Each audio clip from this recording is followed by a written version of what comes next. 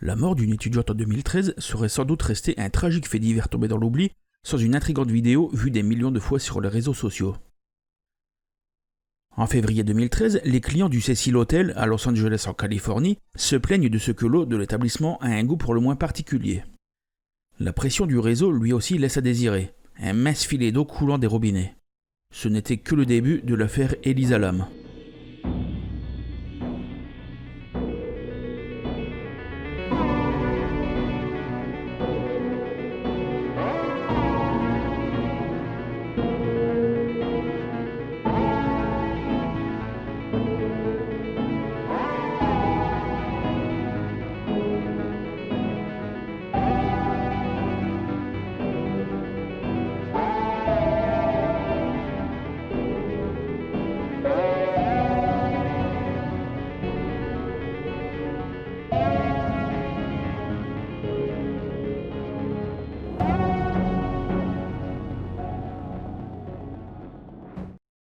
Elisa Lam naît le 30 avril 1991.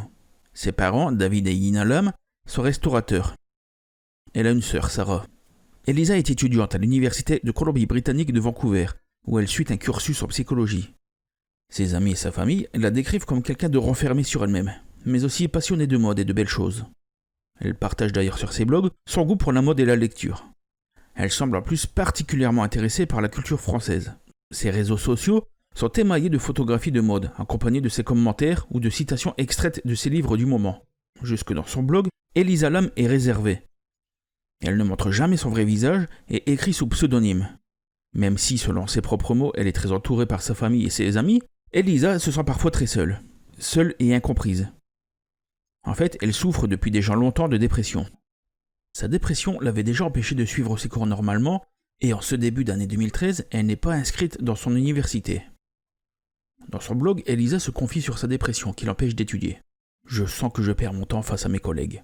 J'ai eu une rechute en ce début de trimestre et j'ai dû abandonner 2 des 3 cours que je suivais. J'en suis désormais à un cours et j'ai manqué 3 semaines depuis que mon rythme de sommeil s'est inversé. Je suis très déçu de m'être enfoncé durant le trimestre, m'obligeant à abandonner les cours. Je suis à l'université depuis 3 ans et je n'ai réussi qu'à suivre 3 cours. Cela signifie que je suis en première année depuis 3 ans. Je me déteste de ne même pas avoir pu assister à un cours, et je pense que c'est très irrespectueux envers mon professeur qui a été si gentil et compréhensif. Au lieu de cela, je suis parti errer dans les rues du centre-ville en regardant des choses frivoles comme des vêtements. Mais étant fauché, je ne peux rien acheter et je me sens si vide.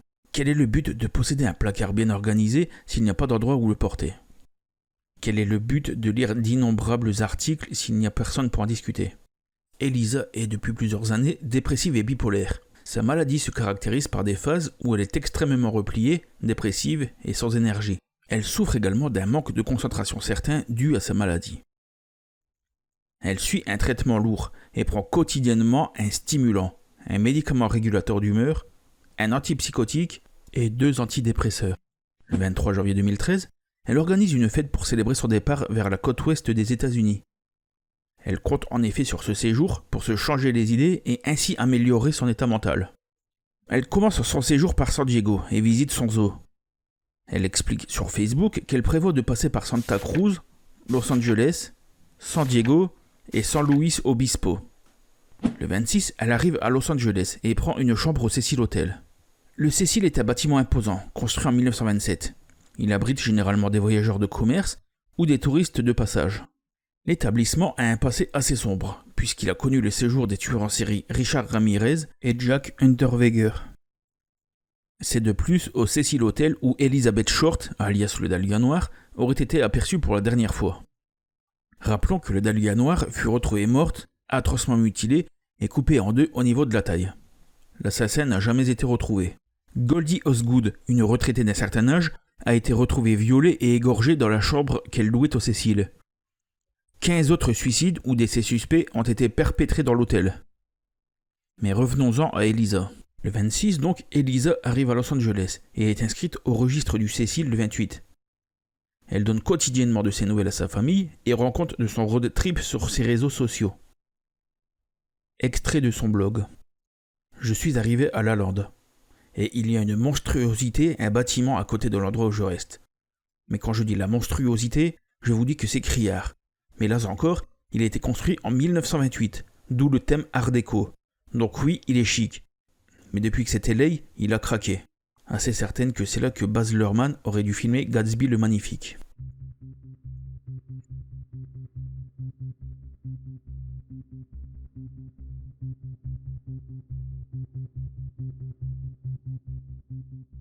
Elle prend une chambre au 5e étage, dans une chambre double partagée par une autre personne. Mais cette autre personne se plaint du tapage provoqué par la jeune femme. Elle est transférée un étage plus bas. Il est signalé qu'Elisa avait un comportement étrange.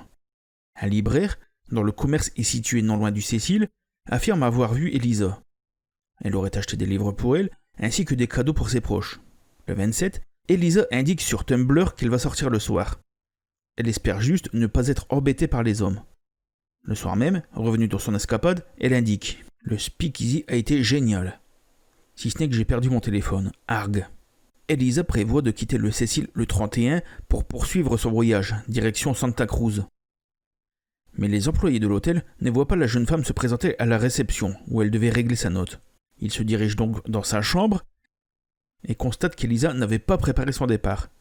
Sa valise n'est pas faite et ils retrouvent tous ses effets personnels. Pendant ce temps, les parents d'Elisa s'inquiètent de ce que leur fille n'a pu donner signe de vie depuis quelques jours. Ils signalent sa disparition à la police. Le Los Angeles Police District diligente une enquête. La police fouille l'hôtel, s'intéresse aux effets personnels d'Elisa, mais ils n'ont aucune piste. À cet instant, elle est juste considérée comme une personne disparue. Une semaine plus tard, David et Yina Lam arrivent à la Cité des Anges. La police organise une conférence de presse.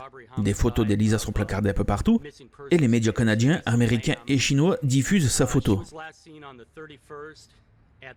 À ce moment, les faits sont déjà requalifiés de vol avec homicide. Le 16 février 2013, la police diffuse les images prises par une caméra de surveillance, datée au 31 janvier. Ce sont les dernières images de la jeune Canadienne. Ils espèrent ainsi recevoir des témoignages de personnes l'ayant croisée après le 31. Son comportement est pour le moins étrange. On y voit Elisa entrer dans l'ascenseur au 14e étage, appuyer sur plusieurs boutons sans effet. Elle attend. Les portes ne se referment pas.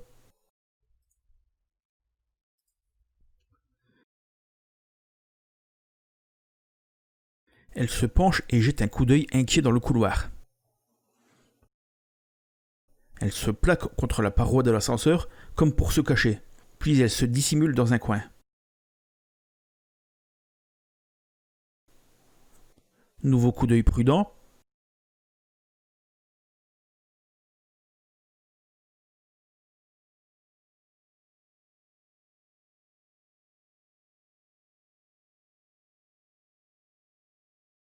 Elle fait une série de petits pas sans qu'une tête.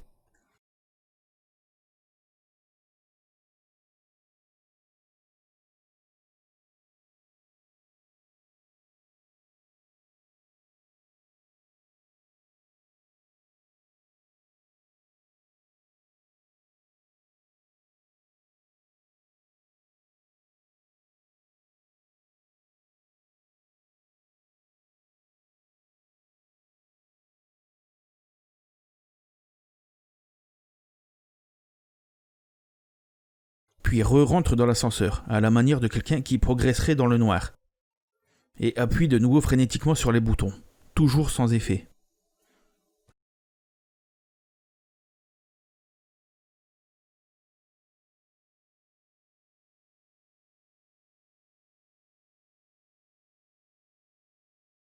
Elle ressort dans le couloir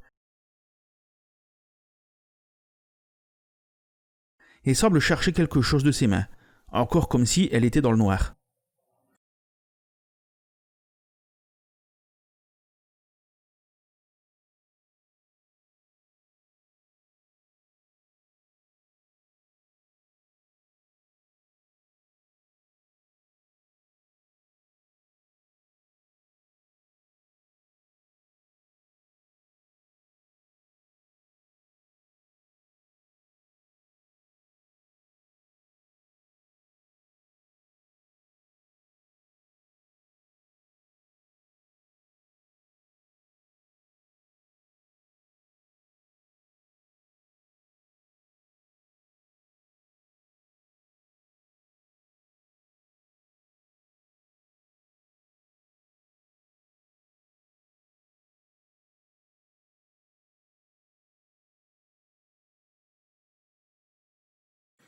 Puis les portes se referment enfin, Elisa étant restée dans le couloir.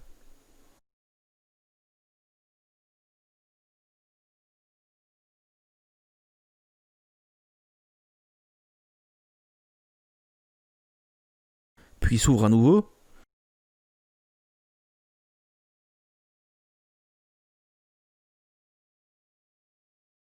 Et se referme.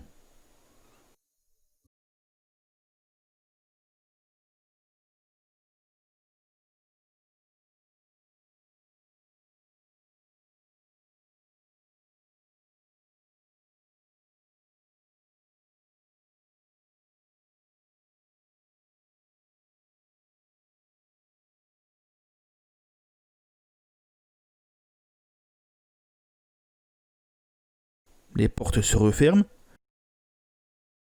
La vidéo a de quoi rendre songeur, tant elle est étrange. À quoi est dû le comportement erratique d'Elisa?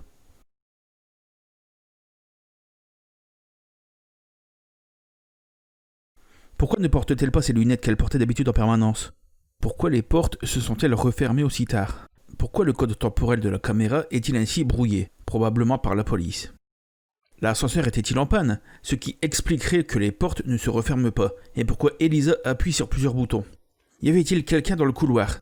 Ce qui expliquerait également qu'Elisa regarde au dehors de l'ascenseur. Bref, autant de questions qui n'auront jamais de réponse. Durant le mois de février 2013, les résidents du Cecil se plaignent de l'alimentation en eau.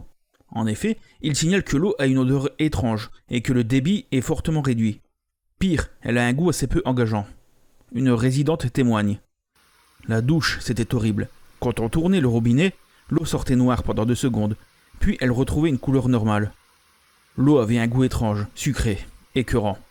C'était vraiment un goût très bizarre. Le 19 février, l'agent de maintenance Santiago Lopez est envoyé sur le toit afin qu'il inspecte les réservoirs d'eau pour résoudre le problème. Il constate que la trappe d'un des réservoirs est ouverte et fait une macabre découverte. Il trouve le cadavre nu d'Elisa. Ses vêtements flottent à ses côtés ainsi que la carte magnétique de sa chambre. Pour la sortir de là, les pompiers doivent vider le réservoir et percer un trou dans l'une des parois de la citerne. Le corps d'Elisa est autopsié et la mort est due à une noyade. Elle ne porte pas de blessures ou de traces de viol, et les analyses de sang ne révèlent aucune trace d'alcool ou de drogues illégales. Le sang est trop dégradé pour faire des analyses plus poussées. On ne sait donc pas si elle avait pris son traitement ce jour-là, ou les jours d'avant. Les enquêteurs se fient aux flacons de médicaments retrouvés, et au nombre de pilules restantes, pour supposer qu'elle ne prenait pas son traitement assidûment. Cependant, il demeure certaines zones d'ombre. En effet, l'accès au toit est réservé au personnel de l'hôtel, et plus particulièrement au personnel de maintenance. D'ailleurs, Santiago Lopez indique qu'il a dû désactiver l'alarme pour y accéder. De plus, pour ouvrir la porte, il faut une carte magnétique, que seul possède le personnel autorisé. Enfin, il faut une échelle pour atteindre le dessus des citernes, haute de 2,40 m à 3 m et large de 1,40 m. Les enquêteurs pensent qu'elle a dû escalader la citerne. Puis elle aurait pu rentrer dans le réservoir en se glissant par la trappe d'accès large de 30 cm. Le 19 septembre, David et Yina Lum intentent un procès contre le Cecil pour négligence ayant entraîné la mort. Le juge Howard Halm estime, dans son arrêté rendu au mois de décembre, que la responsabilité du Cecil ne pouvait être retenue. La mort d'Elisa Lam est considérée comme accidentelle, car elle a eu lieu dans un endroit interdit aux résidents. Et de plus, tout avait été entrepris pour interdire l'accès aux personnes non autorisées. Enfin, notons le dernier mystère entourant cette affaire. En effet, le blog d'Elisa a été mis à jour plusieurs fois après sa mort. Soit qu'elle aura programmé ses billets pour qu'ils soient publiés automatiquement, soit la personne ayant trouvé ou volé son téléphone est à l'origine de ces articles. Pour conclure, les internautes en manque de sensationnel se sont emparés d'une frappante coïncidence. Un test de dépistage de la tuberculose avait été mené non loin du Cecil, dans le quartier de Skid Row, connu pour ses bidonvilles et son extrême indigence. Le nom du kit de dépistage, Lam Elisa. Pour soutenir la chaîne, vous pouvez commenter, liker et partager cette vidéo sur vos réseaux sociaux. Et n'oubliez pas de vous abonner et d'activer les notifications.